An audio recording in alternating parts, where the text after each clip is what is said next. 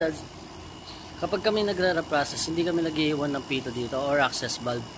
Ginagawa namin, pinipinsat namin siya gamit ito.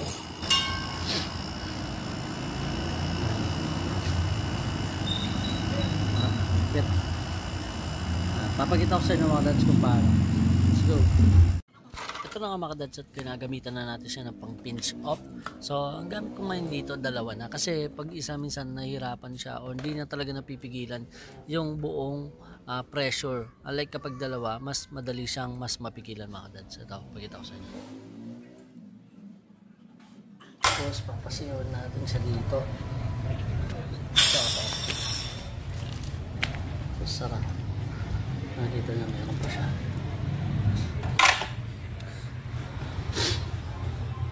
In-adjust natin yung tools natin na mas maigpit para mas mapigilan yung pressure. Lalo na pag R32 yung mga inverter pre yan, mas mataas kasi yung PSI kaya mas mahirap pigilan. Ayan mga dads, napansin natin nung pinasingaw natin, bumaba na siya at hindi na tumataas yung gauge natin. Ibig sabihin napigilan na natin talaga yung pressure or wala na lumalabas na pre yun mga dads sa aircon natin. Ayan, oh. So medyo sira na yung gauge ko kaya yan nasa number 5 na siya. Nag-a-adjust na lang ako mga dads. So pwede na natin siya putulin. Tara mga dads, putulan na. Kami mga dads, kaya tinatanggal namin yung pito, kadalasan kasi sa katagalan mga dads, diyan nagkakaroon ng leak yung aircon natin. Kaya nga iwas back dyan mga dads.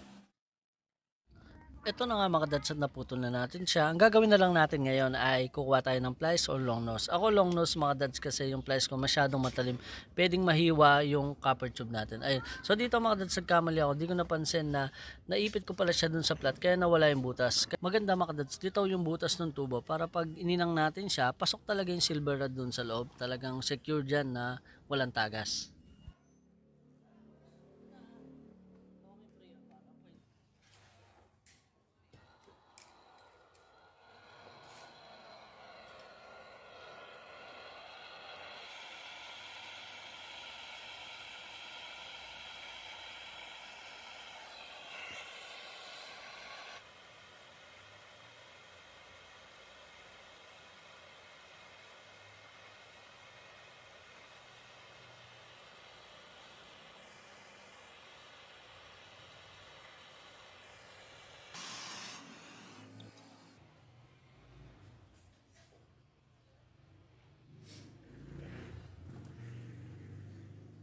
Boss, mga dads, hawakan mo na siya.